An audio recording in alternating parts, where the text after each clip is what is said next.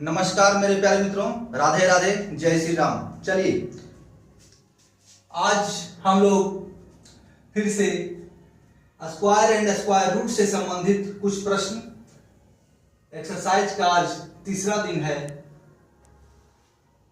देखते हैं पहला क्वेश्चन क्या है। 40 का सबसे छोटा गुणज जो कि पूर्ण वर्ग है बताएं। ठीक है, 40 का हमको सबसे छोटा गुणज देखना है, यानी किसी भी संख्या हो, 40 की जगह कोई भी संख्या हो सकता है, कोई दिक्कत नहीं। सारा का कंसेप्ट एक ही है, सारा का कंसेप्ट जो है एक ही है। इसमें कतई नहीं ये सोचना है कि अलग संख्या हो जाएगा तो अलग कंसेप्ट होगा। संख्या कुछ भी हो, कंसेप्ट एक ही होगा। ठीक है, तो 40 का हम गुणनखंडन कर लेंगे। 40 का गुणनखंडन करेंगे तो हमारे पास क्या आएगा, 2 गुना 2, सबसे पहले इस 4 का, अब बच गया यहाँ पर क्या 10, तो 2 गुना 5। ठीक है, अब पूर्ण वर्ग बनाने के लिए क्या होता है कि जितने भी अंक हैं, जितने भी अभाज्य गुणनखंडन है, जब हम इसका अभाज्य गुणनखंड कर रहे हैं तो इसे जितने भी अंक हैं, अभाज्य गुणनखंड हैं, अभाज्य अंक हैं, उनको पेयर में लाना है, उनको पेयर में लाना है। स्क्वायर क्या कहता है, 2 हो, सेम संख्या सेम अंक 2 बार गुना में हो, 2 बार हो, तो 2 और 2 बार तो है, लेकिन ये 2 एक बार है और ये 5 एक बार है। तो क्या करना है हमको, इसका भी पेयर लगा देना है, इसका भी हमको पेयर लगा देना है। 5 5 और ये दोनों 2, पेयर लग गया, पेयर लग गया ना। अब क्या हुआ, यहां तो 40 तो यहां तक है, 40 तो यहां तक जो है, ये 40 तो है ही संख्या, 40 बढ़ क्या गया हमारे पास, बढ़ क्या गया, ये 5 और ये 2, यानी 5 गुना 2 10, यानी हमारा आंसर जो है 400 हो जाएगा। हमारा आंसर जो है 400 हो जाएगा। अब देखिए यहां पर 40 नहीं, यहां पर 80 भी हो सकता है, यहां पर 80 भी हो सकता है, कोई दिक्कत नहीं है। यहां पर 80 भी होगा तो कोई दिक्कत नहीं है। हम 80 को हल करेंगे, 80 को हल करेंगे तो 80 में क्या देखेंगे, इसका अभाज्य गुणनखंडन कर देंगे। 2 गुना 2 गुना 2, 2 4 गुना 8, अब 10 को लेना है, 8 10 80 होता है ना, तो 80 कैसे हो जाएगा, 10 क्या 2 गुना 5। ठीक है, आप पेयर लगाइए, आप पेयर लगाना है। 2 गुना 2 एक पेयर हो गया, ये 2 एक पेयर हो गया, लेकिन इस 5 के साथ कोई पेयर नहीं है, तो 5 को ही पेयर में बनाना है हमको। तो 5 को पेयर में बनाने के लिए एक 5 लगा दिए, अब ये भी पेयर हो गया। अब देखिए 80 तो यहां तक है ही, इतना का वैल्यू जो है 80 है ही, इतना का वैल्यू क्या है 80 है। अब 5 एक्स्ट्रा गुना किए तो इसमें हमको 5 गुना कर देना है, तो 400 हो जाएगा। 80 बचे 8 बचे 40, तो 400। कहीं कोई कंफ्यूजन नहीं होना चाहिए, कहीं कोई कंफ्यूजन नहीं होना चाहिए। चलिए अगला क्वेश्चन हम लोग देखते हैं। ठीक है,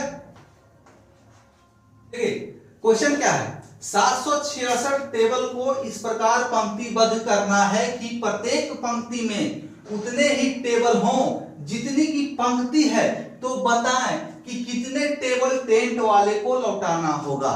ठीक है, तो आपके घर शादी विवाह या तो फिर कुछ अन्य फंक्शन होते होंगे, टेबल कुर्सी मंगाते होंगे आप। ठीक है, तो आपके पास टेबल का उतना संख्या है जितना कि आप, टेबल का उतना संख्या कितना है, टेबल का संख्या मान लिया जाए आपके पास 766 है। ठीक है, बड़ा भंडारा कर रहे हैं, बड़ा भंडारा कर रहे हैं आप, तो टेबल आपने 766 मंगाया, 766 टेबल मंगाया, तो 766 को एक पंक्ति में लगाया और प्रत्येक पंक्ति में, मतलब ढेर सारा पंक्ति लग गया, और प्रत्येक पंक्ति में उतना ही टेबल है जितना की पंक्ति का संख्या है, जितना पंक्ति का संख्या है। तो पंक्ति का संख्या तो बताया जाए, इसमें से कितना टेबल जो है उस टेंट वाले को लौटाना होगा। कुछ जो है पंक्ति लगाने के बाद, सारा टेबल सरिया देने के बाद कुछ बच गया होगा, जगह छेक रहा होगा, तो क्या कीजिएगा, लौटा दीजिएगा ना, कहां बर्बाद कीजिएगा उसको। तो बता, इस वही कह रहा है इसमें कितना टेबल लौटा देना होगा, कितना टेबल इसमें से लौटा देना होगा। तो देखिए कल जो पिछले क्लास में हमने आपको एक चैप्टर पढ़ाया था, पिछले क्लास में हम जब एक्सरसाइज करवा रहे थे तो उसमें एक क्वेश्चन आपसे हल किए थे हम कि संख्या में से, मतलब 7 4 5 6 है, कोई संख्या होगा, उस संख्या में से हम कितना घटा दें कि वो पूर्ण वर्ग बन जाएगा, वो पूर्ण वर्ग बन जाएगा। मान लिया जाए टेबल यहां तक गया, तो क्या कह रहा है, टेबल का पंक्ति भी इतना ही लंबा होगा, यानी कि वर्ग बन गया। टेबल का पंक्ति भी उतना ही होगा जितना कि टेबल, एक पंक्ति में टेबल है, मतलब एक टेबल, एक पंक्ति में 10 टेबल है और पंक्ति का भी संख्या 10 है, समझ गए ना।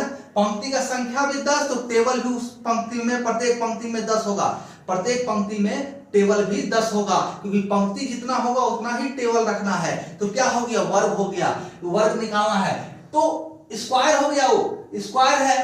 तो इसमें से कितना घटा देंगे कि परफेक्ट स्क्वायर बन जाएगा, इस संख्या में से कितना घटा दें कि ये संख्या जो परिणाम होगा वो परफेक्ट स्क्वायर होगा। तो पिछले दिन का ही क्वेश्चन है, इसको तोड़ मरोड़ कर पेश किया गया। ऐसा भी कहा जा सकता है, क्वेश्चन ऐसा भी हो सकता है, मान लिया जाए 766 आपके पास सेब है, ठीक है, और आपके पास कुछ डिब्बे हैं, तो जितने डिब्बे हैं प्रत्येक डिब्बे में उतने ही सेब डालना है। अगर आपके पास 10 डिब्बा है तो प्रत्येक डिब्बा में 10 सेब, तो 10 सेब और 10 डिब्बा, तो 10 गुना 10 यानी स्क्वायर हो गया 100, स्क्वायर हो गया, वही कह रहा है। अब उसमें से अगर 120 सेब है आपके पास, तो 10 गुना 10, 10 डिब्बा है तो 20 को तो बच जाएगा ना, तो 20 को लौटाना पड़ेगा, 20 को लौटाना पड़ेगा, स्क्वायर है।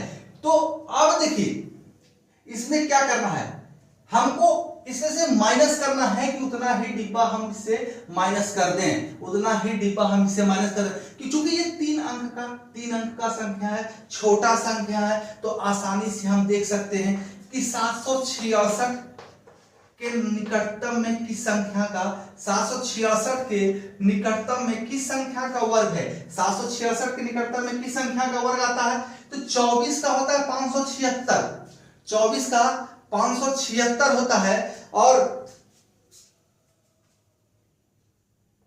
30 का होता है 900, और 25 का होता है 625, 25 का 625 और 26 का 676, तो बच गया कौन, 27 बच गया, 27 का स्क्वायर। इसलिए आपको कहे थे, देखिए हमको भी याद नहीं था, मैं देख के बारे में बोलते 27 का स्क्वायर होता है, 27 का स्क्वायर, 27 का स्क्वायर, अगर 27 का स्क्वायर याद है और नहीं तो 27 गुना 27 कर लीजिए, और नहीं तो हमने बेस मान के बताया ही है, 50 बेस मान के कर लीजिए, 50 बेस मान के स्क्वायर 27 का आप निकाल सकते हैं। चलिए दोनों देख लेते हैं, 7 7 49 का 9, 7 गुना 14, कॉर्नर याद है कि नहीं याद है ना, कॉर्नर पहला ले लेते हैं, इकाई अंक, उसके बाद आपस में कॉर्नर पर चल जाते, इकाई दहाई, 7 7 49 हासिल 4, 7 गुना 14, 7 गुना 14 28, 28 हासिल 4 32, 32 का 2 हासिल 3, 2 गुना 4, 4 3 7, जो हासिल है ये जुड़ जाएगा, 729 हो गया। अब देखिए इस सिद्धांत पर अगर हम बनाएंगे, हमारा बेस 50 से 27 कितना कम है, 23, तो 23 का क्या करना होता है, स्क्वायर, तो 23 का स्क्वायर 529, ठीक है, 529 हमको 2 डिजिट रखना है, तीसरा इधर ट्रांसफर, याद है ना, जब स्क्वायर में बेस मानकर हम आपको बताए थे, तो बताया था कि हम जो अंतिम जो डिफरेंस होगा उसका स्क्वायर निकालेंगे, तो उसको 2 अंक तक रखेंगे और तीसरा बाईं ओर ट्रांसफर कर देंगे। अब क्या है, 27 में से डिफरेंस क्या था, 23 था, उसको इसमें माइनस कर देना है, 27 में 23 माइनस कर दें कितना बच जाएगा, 4, और चूंकि ये 50 है, बेस हमारा 50 है, आपको एक चीज बताए थे हम कि रूट बेस हमारा हमेशा 100 रहेगा, तो ये 100 का क्या है, आधा है, तो इस संख्या जो यहाँ पर है 27 में 23 माइनस हुआ, उसको आधा कर देंगे, तो क्या हो जाएगा 2, ठीक है। अब क्या 29 का 29 रह जाएगा, और ये 5 इधर ट्रांसफर हो जाएगा, तो 5 2 7, यानी कि 729 हमारा हो जाएगा यहाँ पर 27 का स्क्वायर, ठीक है, समझ में आ गया होगा, कहीं कोई कंफ्यूजन नहीं।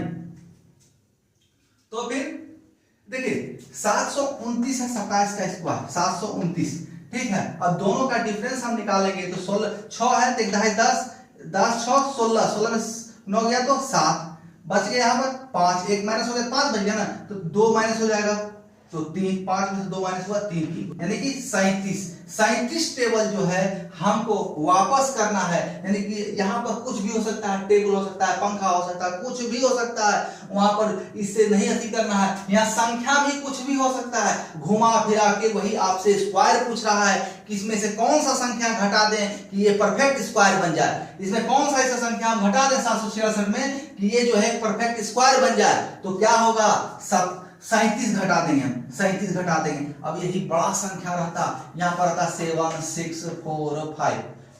तो जो कल हमने बताया है पेयर लगा के करने के लिए, वैसा ही हम करते। पेयर लगा के करने के लिए बताया, लास्ट में जो बचता हमारा यही आंसर होता।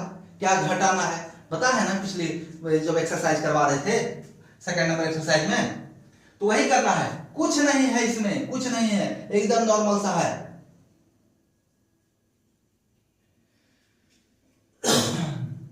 अगला देखते हैं, अगला क्वेश्चन देखिए। अगला क्वेश्चन क्या है, सेम है, सेम क्वेश्चन है, थोड़ा समझने का हेर फेर है।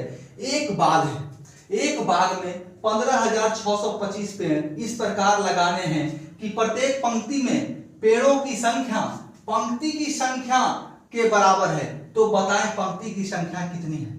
मान लिया जाए बाग है, ठीक है, आस पड़ोस में कहीं बाग बगीचा तो होगा, शहरों में रहते होंगे, हर जगह गार्डन है, ठीक है, पार्क है, मान लिया जाए पार्क ही है, ठीक है। तो हमारे पास कुल 15,625 पौधे जो है वन विभाग से आ गए कि आपको जो है उस बाग में बगीचे में लगा देना है आपको। और इस प्रकार लगाना है कि पंक्ति की संख्या भी वही हो और उसमें पेड़ों की संख्या पंक्ति के संख्या बराबर हो। पेड़ों की जो संख्या है वो पंक्ति की संख्या के बराबर है। अगर 20 पंक्ति है तो प्रत्येक पंक्ति में 20 पेड़ होना चाहिए, प्रत्येक पंक्ति में 20 पेड़ होना चाहिए। जैसे कि अगर मान लिया जाए 1, 2, 3, 4, 5, 6, 7, 8 पंक्ति है तो प्रत्येक पंक्ति में 8 पेड़ ही होना चाहिए। ये तो 3, 3, 6, 1, 7, 1, 8, प्रत्येक पंक्ति में 8 पेड़ होना चाहिए, यानी कि स्क्वायर हो गया, यानी कि स्क्वायर हो गया, ठीक है, स्क्वायर हो गया। तो अब देखिए इसमें कुछ कह रहा है कि कितना पेड़ जो है लौट जाएगा, कितना पेड़ बर्बाद हो जाएगा, कुछ नहीं, या कितना पेड़ और लाना पड़ेगा ऐसा करने के लिए, कुछ तो कह नहीं रहा। यानी कि ये संख्या एक परफेक्ट स्क्वायर है, ये संख्या एक परफेक्ट स्क्वायर है, और परफेक्ट स्क्वायर को हमको पंक्ति का संख्या निकालना है तो इसका वर्गमूल निकालना होगा, स्क्वायर रूट निकालना होगा। एक स्क्वायर है ये, इसका स्क्वायर रूट निकालना होगा। तो 15, 6, 25, 25 देख के आपके दिमाग में पूरा फात जाग गया होगा, पूरा फात जाग गया होगा। और भैया 25 है तो 5 तो लास्ट में संख्या होवे करेगा। अब देखिए ये क्या है 156, तो 12 इससे नजदीक है, 12 का स्क्वायर 144, 13 का 169, तो 12 हो गया। ऐसे भी 12 गुना 13। अंतिम में जब अंक जो है ऐसा संख्या के स्क्वायर निकाल रहे हैं कि जो है 5 हो, तो अंतिम जो है अंक को 25 कर देते हैं और बच गया जो 2 संख्या 3 संख्या उससे अगला संख्या के साथ गुना कर देता है। तो यहाँ 12 है 5 के बाद, तो 12 से प्लस 1 13, 13 गुना 12 156। तो इसीलिए जो है ये संख्या 125 देखिए यहाँ आराम से निकल गया। 25 का 5, ठीक है। अब 156, तो 156 के नजदीक में क्या हो गया, 156 के नजदीक में 12 का स्क्वायर, 13 का स्क्वायर तो होगा नहीं, तो आंसर हमारा यही होगा, ठीक है। चलिए कहीं कोई कंफ्यूजन आपको होना ही नहीं चाहिए, कहीं कोई कंफ्यूजन नहीं होना चाहिए। अगला क्वेश्चन हम लोग देखते हैं। अगला क्वेश्चन,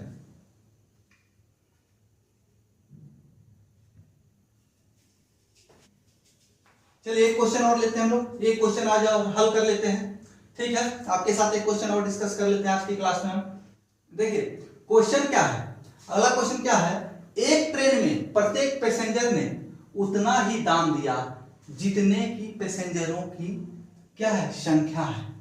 उस ट्रेन का टीटी आकर 39 रुपया दाम दे देता है, तो कुल रुपया 1000 हो जाता है, ठीक है। पैसेंजरों की संख्या क्या है ये बतावें। मतलब कहने का तात्पर्य यह है कि मान लीजिए हम लोग सब कोई सफर कर रहे हैं, ठीक है, तो एक आदमी ऐसा आ जाता है एक अनजान आदमी ऐसा आ जाता है, या मान लीजिए एक जरूरतमंद आ गया, एक जरूरतमंद आ गया अलग से, ठीक है, और उसने कहा कि हमको कुछ राशि की जरूरत है, कुछ राशि की जरूरत है। तो सबने पूछा कितनी राशि की जरूरत है भाई तुम्हें? तो बोला जितने पैसेंजर आप लोग हैं, जितने भी पैसेंजर जो है आप लोग हैं, सबको उतने उतने राशि, प्रत्येक जो है उतने उतने राशि हमें अगर दे देते हैं आप, तो हमारी जरूरत पूरी हो जाएगी, ठीक है। तो सबों ने दे दिया, सबों ने दे दिया, जो पहले से जितने पैसेंजर थे उन्होंने दे दिया, ठीक है। अब क्या है, एक टीटी आ जाता है, वैसे बोलता नहीं हम भी कुछ दान देंगे, तो भी अलग से 39 रुपया उसको दे देता है। तो टोटल राशि मिला के 1000 हो जाता है। तो अब पूछ रहा है तो पैसेंजरों की संख्या क्या है ये बताएं। तो पैसेंजर की संख्या क्या है, पैसेंजर की संख्या बताना है।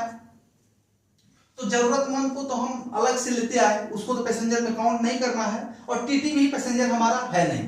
तो क्या करना है, टीटी का राशि हमको घटा देंगे 1000 में से। 1000 में से अगर टीटी का राशि हम घटा देते हैं 39 रुपया, तो 961 रुपया हमारे पास आ जाता है, जो कि कुल पैसेंजरों के द्वारा दिया गया है, कुल पैसेंजर के द्वारा, ठीक है। इतना राशि जो है कुल पैसेंजर के द्वारा दिया गया राशि है। अब देखिए यहीं पर खेल है, यहीं पर खेल है। जितने पैसेंजर, प्रत्येक पैसेंजर के द्वारा दिया गया दान की राशि उतना ही, मतलब जितना लंबा उतना ही चौड़ा, ठीक है, जितना लंबा उतना चौड़ा, मतलब स्क्वायर, मतलब स्क्वायर, यानी ये संख्या एक परफेक्ट स्क्वायर हो गया। तो 961 किसका स्क्वायर है, परफेक्ट स्क्वायर है। आप जानते हैं, आप जानते हैं कि 31 का स्क्वायर है, ये 31 का स्क्वायर है। फिर भी आप चाहते हैं कि निकालें इसको, तो निकालिए। 961 दो पार्ट में कर दो रे भैया। एक किसका आता है, 9 और 1 का, एक किसका 9 और 1 का, ये किसका 3 का। अब क्या है, ये किसका 3 का। अब देखो इसमें से 1 बढ़ा के गुना कर दो, 12 आ गया, 12 आ गया। अब ये संख्या क्या है, इससे छोटा है, ये संख्या इससे छोटा है, यानी कि छोटा वाला आंसर, यानी कि क्या हो जाएगा हमारा 39 के बजाय 31 आंसर। 3 तो पर रहेगा ही। अब ये दोनों में डिसाइड करना है कौन सा आएगा, तो इससे 1 बढ़ाकर संख्या हम ले लिए और गुना कर दिए। अब देखना अगर यहाँ पर छोटा है तो छोटा वाला संख्या हमको आंसर के लिए ले लेना होगा, ठीक है। तो देखिए यहाँ भी 31, यहाँ भी 31। हमें ऐसे भी याद है कि 31 का स्क्वायर 361 होगा। हमने कहा है आपको 100 तक का स्क्वायर याद कीजिए, आपको बहुत फायदा होगा। आपको अभी समझ में नहीं आ रहा है ना, आप जब चरम पर जाइए, कोई एग्जाम में बैठिएगा ना, फंसिएगा तो समझ में आएगा। इसलिए कहते हैं 100 तक स्क्वायर याद कीजिए, 50 तक पहाड़ा याद कीजिए, और 50 तक का क्या याद कीजिए, क्यूब याद कीजिए। 30 तक का क्यूब याद रखिएगा चलेगा, लेकिन 50 तक रख लीजिए, बहुत अच्छा रहेगा, बहुत अच्छा रहेगा, ठीक है। आगे बढ़ते हैं, ठीक है। आज तक के लिए बस इतना ही। सभी मित्रों का हमारे साथ इतना समय तक बने रहने के लिए धन्यवाद। लाइक करें, शेयर करें, और आपने सब्सक्राइब कर दिया होगा ये हमें पता है, ठीक है। अगले क्लास में हम क्यूब रूट देखेंगे। सबसे पहले क्यूब बताएंगे, उसके क्यूब रूट बताएंगे, ठीक है। चलिए, अगर इसमें आपको लग रहा हो कि कहीं कंफ्यूजन है तो हमें कमेंट करें। हम कहीं भाग नहीं रहे, आपसे भाग नहीं रहे हैं। हम आपको साथ लेकर चलेंगे, हर एक को साथ लेकर चलेंगे। कंफ्यूजन हो, कहीं कंफ्यूजन हो, हमारे टेलीग्राम का लिंक दिया हुआ है, टेलीग्राम चैनल पर आप मैसेज छोड़ सकते हैं कि हमें यहाँ पर कंफ्यूजन है। आप वीडियो में कमेंट में डाल सकते हैं कि हमें ये प्रॉब्लम हो रहा है, कहीं भी नहीं, सिर्फ चैनल को हमारा सब्सक्राइब कर लीजिए, ठीक है। आप देखिए आपको लाभ ही लाभ होगा। धन्यवाद।